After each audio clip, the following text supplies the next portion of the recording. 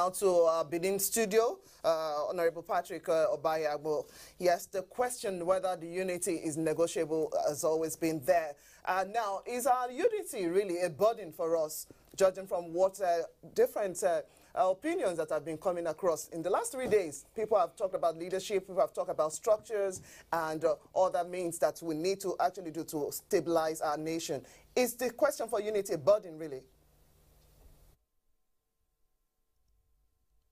Of course, it will bother any compos mentis Homo sapien who is a Nigerian, you know. But let me start by saying that the foncet origo for why Nigeria is today quagmired, or if you like, quarantined in a labyrinthian bind, or if you further like, a cul-de-sac of Penelopic disunity and instability, can be traceable to a vaudeville of reasons.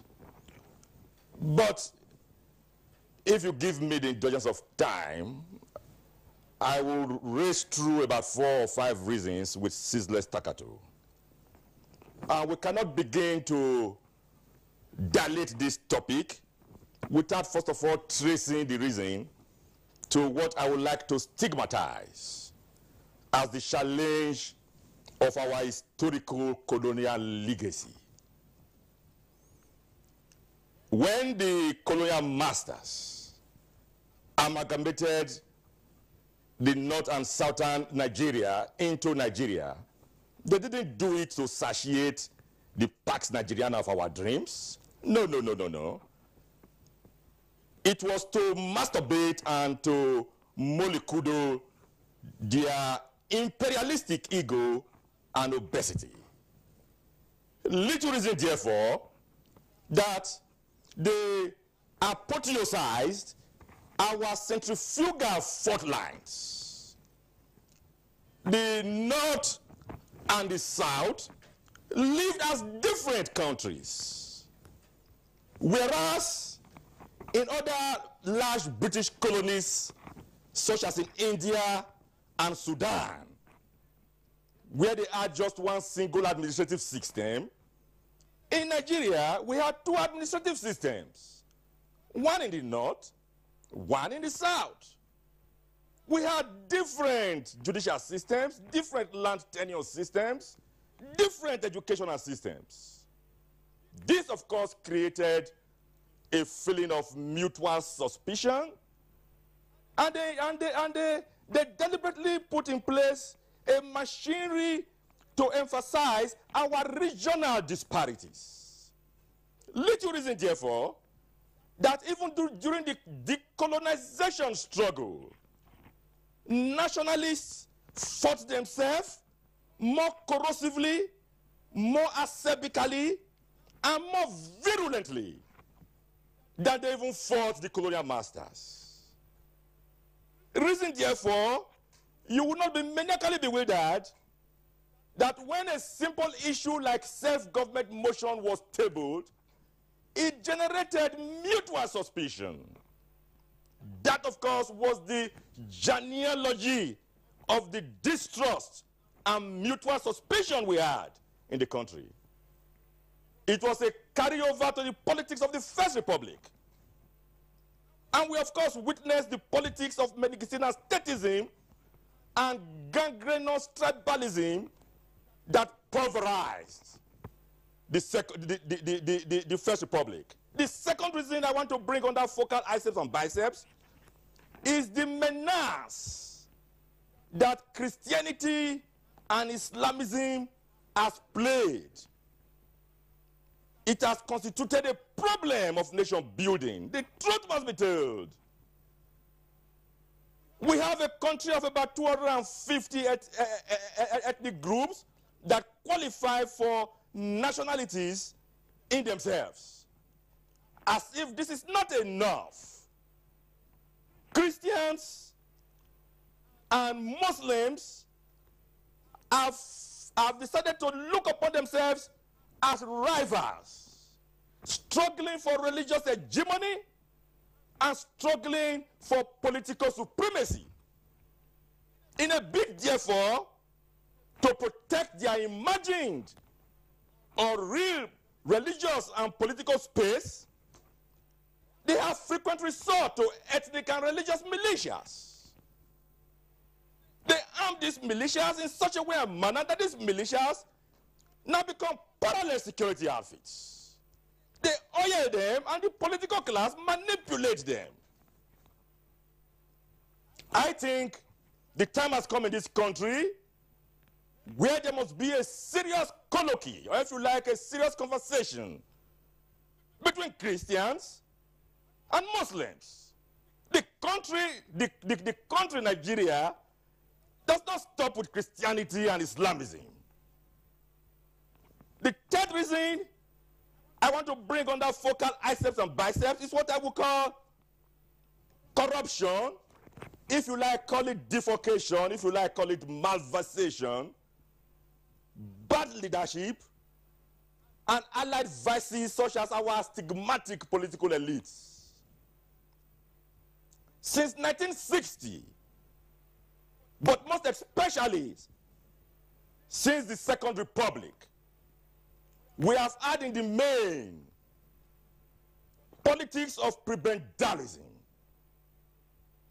politics of patrimonialism, philistinism, parasitism, bunkerism. We don't only have oil bunkers, we equally have political bunkers. And they have seized the ship of state, captured the ship of state. Public resources have been criminally privatized in service of private ends and their cronies, or what one scholar called their subaltern clients. Little reason, therefore, that since 1960 up to today, a microscopic minority of this country continue to swim in the waters of Epicureanism and hedonism, while a preponderant number of Nigerians wallow in a marshmallow of disease, squalor, poverty. And at times, this vast majority of Nigerians vacillate between exorbitant enthusiasm and irrational irritability. Are you surprised, therefore, if the aftermath of this dysfunctional state, where macroeconomic policies will not work, will occasion restiveness, youth restiveness, will occasion instability, and will occasion cause for separatism? These are necessary concomitants of leadership failure. All right, that's from our Benin Network on to Benin Network Center. Honorable Patrick Obahiagbon, of course, you've been listening to the other guests. In terms of having a clear vision as to where we want Nigeria of our dream to be, what is it that we need to do so that, as some of the guests have also indicated, there will be social justice and there will be social mobility, and then less emphasis on identity matters that at the moment tend to exacerbate the tensions with regard to unity and stability? Where do we want to go to, and how do we want to get there? And can we have the elite class and the other stakeholders mobilized to get to Nigeria of our dream, united and stable, but not necessarily uniform? For me, beyond social justice, there must be economic justice. That is at the root. That is at the root of agitations in the country. The British jurist and philosopher Albert Van Dicey talked about the rule of law. There must be rule of law in this country. There must be supremacy of the law of the land. The difference between, one of the differences between the developed society and developing society is the fact that we relate with the rule of law as it suits our whims and caprices. There must be rule of law. For me, I do not believe that the political elites are ready to commit class suicide yet. And because the political elites are not ready to commit class suicide, we must constitutionalize and give legal teeth to what are our noble aims and aspirations. And that is where the clamor for restructuring and devolution of powers come into the picture. Never mind that the idiot restructuring has today become a buzzword for both very sublime and pristine thinkers and even those who are politically shattered, tattered, battered, and tattooed. The truth remains is that if this country must make progress, we must devolve powers. And if you want me to speak to some specificities in the devolution of powers and remove it from its nebulous realm like the hanging garden of Babylon, I would say straight away that I am of the firm view that the fundamental objectives and directive principles of state policy in our constitution should be given a legal teeth. It has become a high time where it should be made justiciable. Secondly, we must look at the public policy and fiscal federalism side of our federation. I am imparting material in Cabudo Simulacrum with the recommendations of the National Confab that posited that we must rejig our revenue allocation formula. And it was stated that the state should have 35%, local government 22.5%, and the federal government 42.5%. I equally believe, and I'm equally of the firm view, that minerals should be divested completely from the monopolistic hold in the exclusive legislative list. Put this in the concurrent list. And provide 5% of our national budget yearly to prospect for mineral deposits.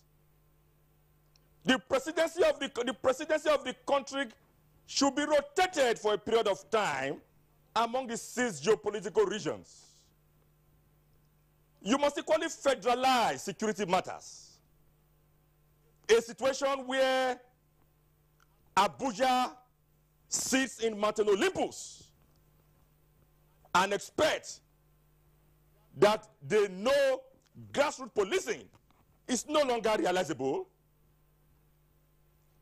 I am equally surprised that the National Assembly thought that INEC should not conduct local government elections.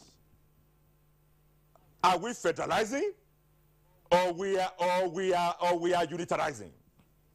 So until we divest the federal government and the center of its Santa Claustic and narcissistic, mobocratic and kakistocratic centrism, and make the center less attractive to go to, we will continue to have a nihilistic, a violent, and an apolitical disposition towards fight and struggle for power at the center. So I believe we must begin to have an incremental devolution of powers. That is the only way to go.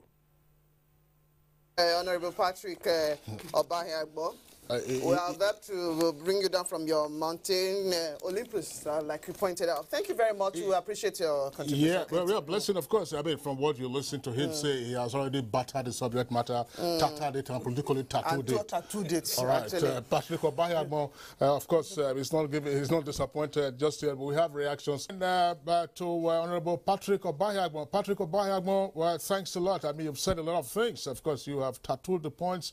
You've talked about the political bunkers and Epicureanism, hedonism, ending, of course, with the Santa Claustic perspective. What are your closing thoughts? In less than 15 seconds, we'll give Prof 30 seconds. We'll give you 15 seconds.